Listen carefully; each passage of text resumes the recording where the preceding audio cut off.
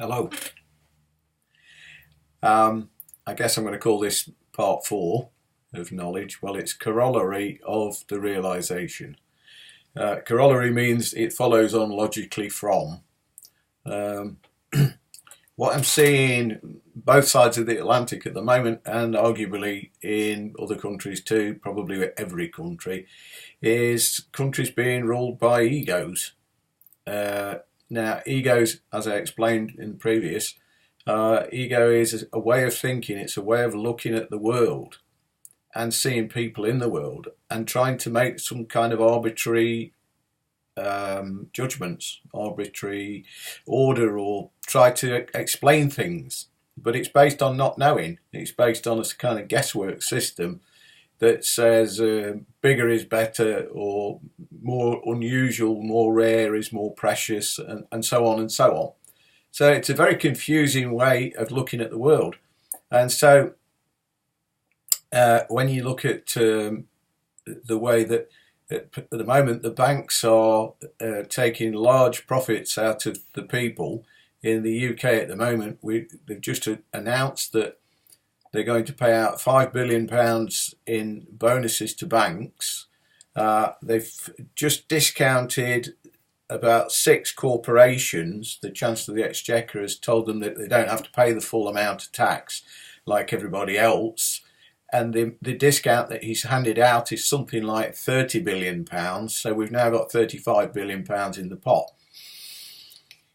And at the same time, 2 million people in this country with a population of 60 million, which means that there's 1 in 30 people are dependent on food banks. And this is the United Kingdom. It's one of the wealthiest countries in the world. So you ask yourself, how could this possibly be?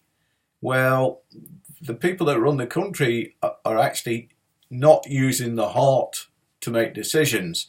They're actually operating purely up here from an illusory way of thinking, which is ego. The Holy Spirit only sees God's creation.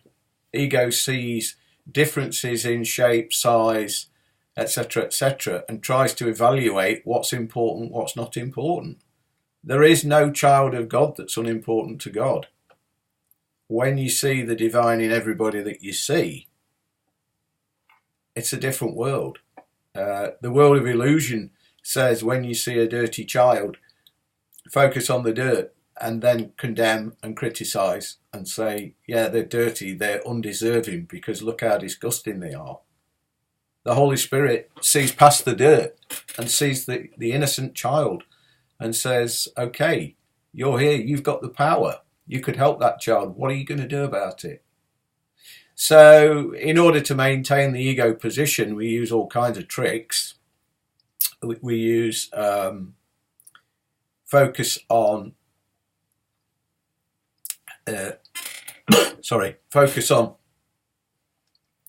goods, possessions, grandeur, grandiosity, sex, drugs, rock and roll, any kind of thing to take your mind off being yourself. So first of all, we start attacking ourselves. Ego says, who are you? You're not good enough. You don't have any value.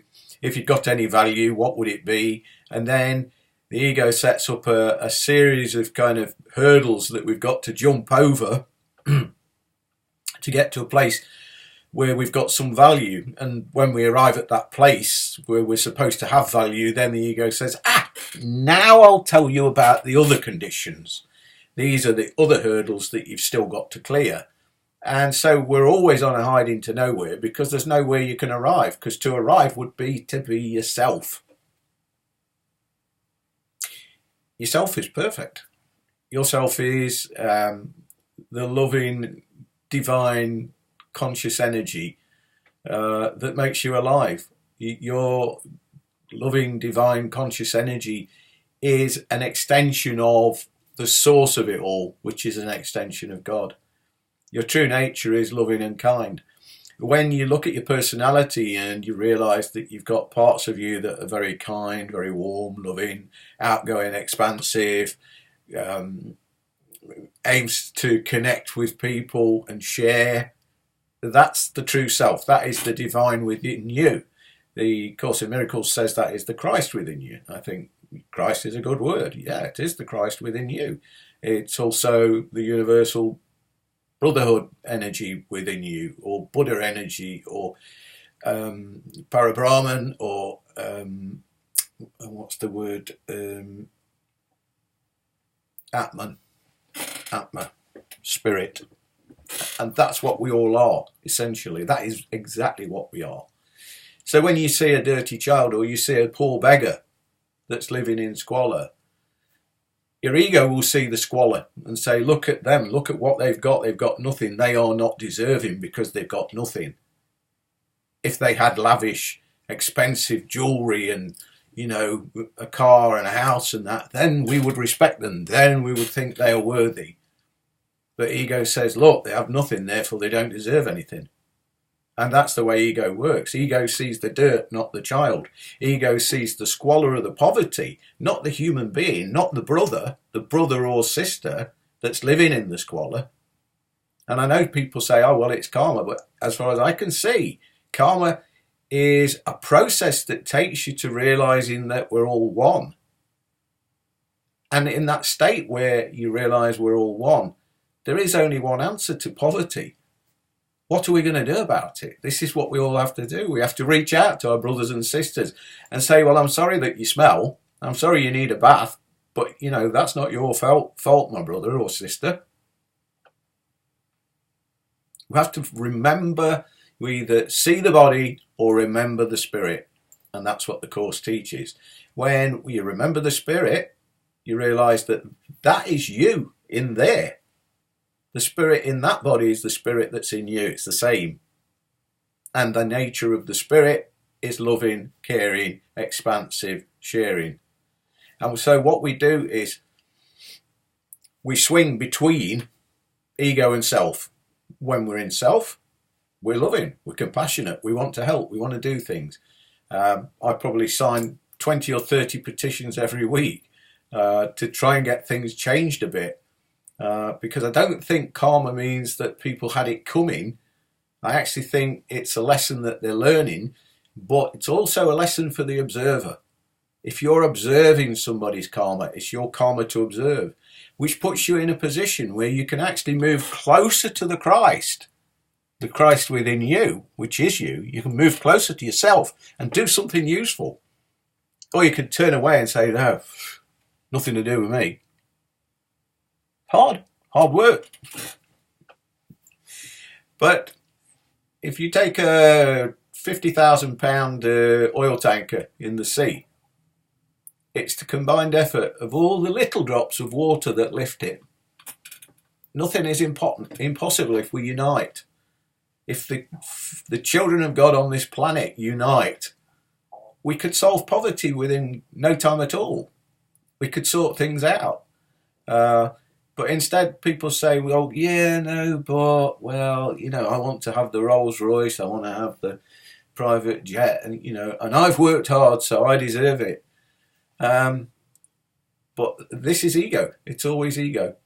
And at the moment, I think, I don't know what's going on, but there's something in the stars, and at the moment, both sides of the Atlantic have gone extremely kind of right-wing. I mean, we've got a fella in the UK who is saying that they should, he's in charge of the Department of Work and Pensions. He's saying that we should cut people's benefits off to help them. What he's saying is, take away the money that they need to buy food, and that will motivate them so they will try so hard and go out and get a job. Well, it's fine if you've got education and training and opportunities and friends that can pull strings, but if you're actually poor because you were born into it, and you're dirty and hungry and unkempt and living in squalor, it's hard to get a job. If you can't read and write, what do you do then? According to his theory, as long as you get hungry enough, suddenly you'll be able to master the Oxford English Dictionary. This is pure ego thinking. This is seeing the external and judging the person by the external. if we look into the soul, if we look into the eyes and see the light behind the eyes, we wouldn't let this happen. We're all going there. We're all going to realization. That's inevitable. I feel very emotional about this at the moment because I don't like to see brothers and sisters suffering. And the trap is that it's so easy to say, well, you know, he's a bad guy because he's going to take away their food. Well, I think actually the best way to look at it is, it's like William Shakespeare said, all the world is a theatre. All the world's a play. Everybody in it is a player that comes. We each have our roles. We each have the parts that we play. All the world, he said, all the world's a stage. That was it. And all the people are but actors. And so we've got people playing good guys and people playing bad guys. And at the moment, the people playing bad guys are not playing themselves. They're playing egos. So all the bad guys are actually egos. But every ego is a group of thoughts held within the consciousness of a divine child of God. All my enemies, the people that do the pour down, I have to look at them and say, Dave, it's a trick. It's a trap. You're going to get back into your own ego this way. Very easy for me. I can get back into my ego. Oof, just like that. But I have to see the divine in everybody. Unless we accept that we are what we are, which is God, and that's for everybody on the planet, especially you, yeah. We have a split mind. And the Course in Miracles says that the mind can't operate if it's divided. So we have to make a choice between, do I want to listen to my ego or do I want to listen to my true self? The Christ, the divine, the Atman, prana, consciousness, whatever you want to call it. I'm going to stop now. Thank you.